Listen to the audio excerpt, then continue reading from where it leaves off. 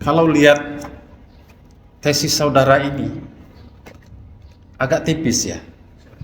Tapi saya bukan berarti tipis itu nggak bagus, atau memang kita tidak boleh melihat sesuatu dari tebal dan tipis, tergantung kualitas isinya, ya, isinya begitu.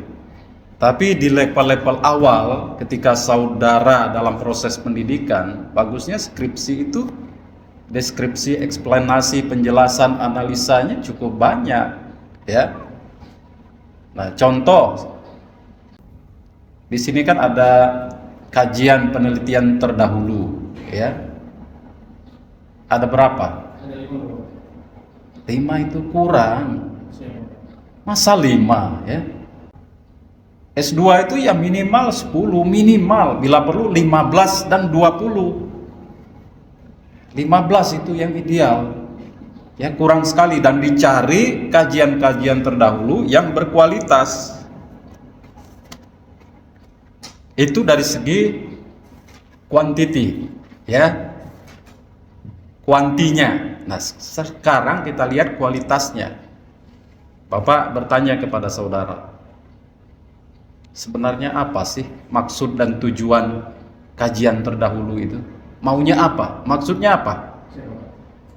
Untuk penelitian terdahulu ini untuk melihat bagaimana ini sebagai baseline. Ya, baseline artinya memperkuat landasan konseptual saudara kan. Kita ingin mencari posisi penelitian kita ini dalam ranah pengetahuan teoritis. Itu tujuan atau maksud dari kajian penelitian terdahulu. Nah, kita ingin mencari apa yang belum, apa yang sudah diteliti di dalam topik ini. Yang berikutnya, yang penting yang belum saudara jawab, yaitu kita ingin mencari apa yang disebut celah penelitian, atau bahasa Inggrisnya paling ingat saudara bahasa Inggris, research gap, ya kan? Ingin mencari research gap-nya. Apa yang menjadi research gap-nya? Saya ingin bertanya kepada saudara. Jawaban tadi sudah ada mengandung kebenaran. Tapi kalau Bapak kejar lagi, ya, bukan bermaksud tadi Bapak sampaikan untuk menyudutkan saudara, tapi ini sebuah dialektika. Ini sebuah dialektika supaya kita belajar lebih baik dan lebih paham. Jadi, apa riset gap penelitian saudara? Silakan. Tidak saya keluarkan di sini, tapi bahwa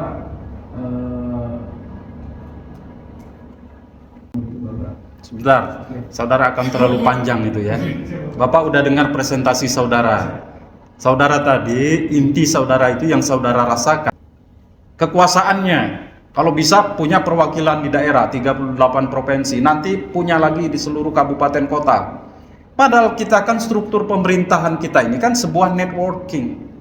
Ya, kenapa tidak dimanfaatkan? Ini kritik saya terhadap temuan saudara. Sebenarnya ya temuan saudara itu saja. Kalau kami ini nggak kaget temuan itu, Pak. Lembaganya ditingkatkan eselonnya. Kemarin minggu lalu ujiannya begitu. Ya, eselonnya Pak ditingkatkan, anggaran ditambah. Ya semua orang juga bisa.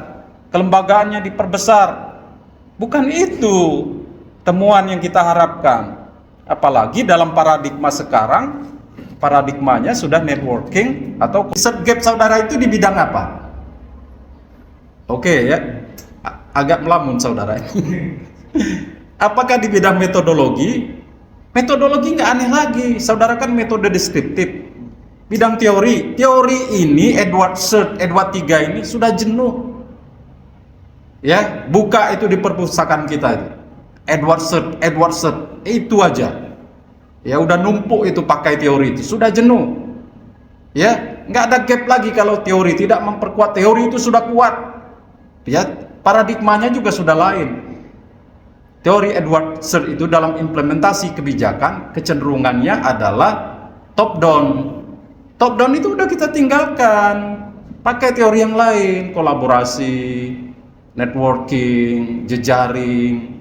Ada teori implementasi kebijakan yang berbasis kolaborasi. ya, atau paling tidak bottom up lah, atau integrated top down dan bottom up, atau dari bawah dan dilihat juga dari atas. Bapak mau tanya tadi, gapnya saudara belum jawab. Bidangnya apa sih gapnya saudara ini?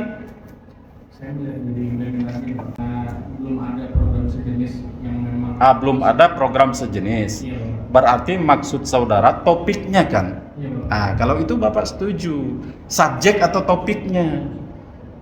Bapak bilang tadi kalau teori udah jenuh, ya, metodologi deskriptif ini yang saudara kaji juga hasil penelitian ini rata-rata semua juga metode deskriptif, ya. Jangan-jangan kalau dibuka juga pakai teori Edward III udah jenuh. Nah, jadi itu yang penting, bahwa kajian kita terhadap hasil penelitian terdahulu, satu, kita ingin tahu bagaimana posisi penelitian kita, apa yang sudah dan belum diteliti. Yang kedua, kita ingin mencari apa yang menjadi riset gap atau celah penelitian kita. Saudara sudah jawab, ya. Kalau topik Bapak setuju, tapi kalau teori metodologi saudara sama saja. Ya, sudah banyak, ya, sama. Tidak ada celah, tidak ada perbedaan. Nah, kalau topik oke, Bapak setuju. Yang ketiga, untuk menunjukkan keaslian dari penelitian saudara, orisinil atau tidak, itu gunanya, ya. Jadi Bapak lihat memang kalau dari segi topik agak jarang yang meneliti ini, ya. Nah, mungkin apakah persoalan akses atau persoalan lain.